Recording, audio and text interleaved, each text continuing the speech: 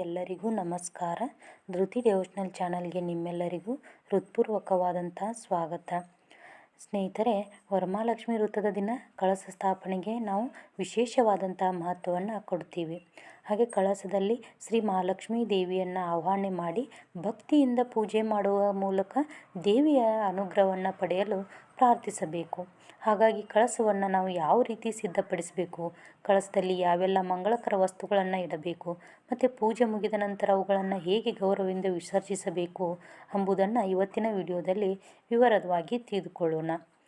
ಮೊದಲಿಗೆ ಕಳಸಕ್ಕಾಗಿ ತಾಮ್ರ, ಬೆಳ್ಳಿ ಅಥವಾ ಹಿತ್ತಾಳೆಯ ಬಿಂದಿಗೆ ಅಥವಾ ಚೊಂಬನ್ನು ತೆಗೆದುಕೊಳ್ಳಬೇಕು. ಅದನ್ನು ಸ್ವಚ್ಛವಾಗಿ ತೊಳೆದು ಅರಿಶಿನ ಮತ್ತು ಕುಂಕುಮದಿಂದ ಅಲಂಕರಿಸಿಕೊಳ್ಳಬೇಕು. ನಿಮ್ಮ ಮನೆಯ ಸಂಪ್ರದಾಯದಲ್ಲಿ ಕಳಸಕ್ಕೆ ಮಾಂಗಲ್ಯ ಕಟ್ಟುವ ಪದ್ಧತಿ ಇದ್ದರೆ ಮಾಂಗಲ್ಯವನ್ನು ಕಟ್ಟಬೇಕು. ಚಿನ್ನದ ಮಾಂಗಲ್ಯ ಇದ್ದವರು ಅದನ್ನು ಕೂಡ ಬಳಸ್ಬೋದು. ಇಲ್ಲದಿದ್ದರೆ ಅರಿಶಿನದ ಕೊಂಬಿನಿಂದ ಸರಳವಾಗಿ ಮಾಂಗಲ್ಯವನ್ನು ಸಿದ್ಧಪಡಿಸಬೇಕು. ಅರಿಶಿನದ ಕೊಂಬು ಆಯ್ಕೆ ಮಾಡುವಾಗ ಕವಲು ಹೊಂದಿರುವಂಥ ಅರಿಶಿನದ ಕೊಂಬನ್ನು ತೆಗೆದುಕೊಳ್ಬೇಕು. ಅರಿಶಿನ ಹಚ್ಚಿದ ದಾರಕ್ಕೆ ಕಟ್ಟಿ 3 ಗಂಟುಗಳನ್ನು ಹಾಕಿ ಮಾಂಗಲ್ಯವನ್ನು ಸಿದ್ಧಪಡಿಸಬೇಕು. ಆದರೆ ನಿಮ್ಮ ಮನೆಯ ಪದ್ಧತಿ ಬೇರೆ ರೀತಿಯಲ್ಲಿದ್ದರೆ ಅದನ್ನೇ ಅನುಸರಿಸುವುದು ಉತ್ತಮವಾಗಿರುತ್ತೆ. ನಂತರ ತೆಂಗಿನಕಾಯಿಯನ್ನು ಸಿದ್ಧಪಡಿಸಬೇಕು.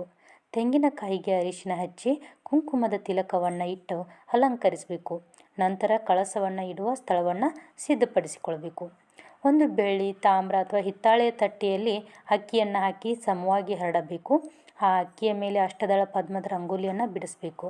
ಅಷ್ಟದಳ ಪದ್ಮವನ್ನು ಲಕ್ಷ್ಮೀ ದೇವಿಯೊಂದಿಗೆ ಸಂಬಂಧಿಸಿದ ಶುಭ ಸಂಕೇತವಾಗಿ ಭಕ್ತಿಯಿಂದ ಬಳಸಲಾಗುತ್ತದೆ.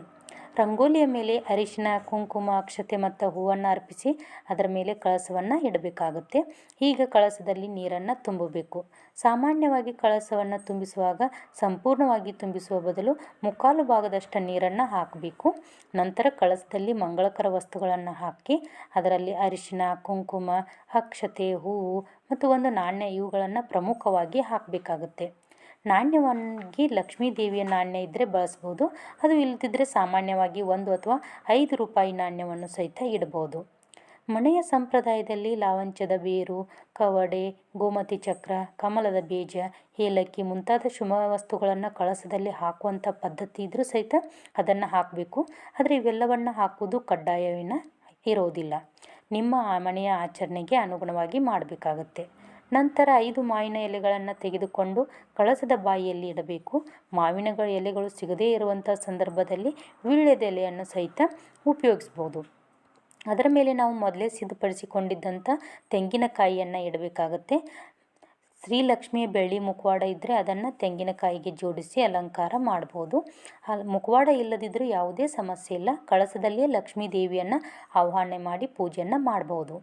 ನಂತರ ಲಕ್ಷ್ಮೀ ದೇವಿಗೆ ಅರಿಶಿನ, ಕುಂಕುಮ, ಶ್ರೀಗಂಧ ಮತ್ತು ಹೂಗಳನ್ನು ಅರ್ಪಿಸಿ ಅಲಂಕಾರ ಮಾಡಬೇಕು.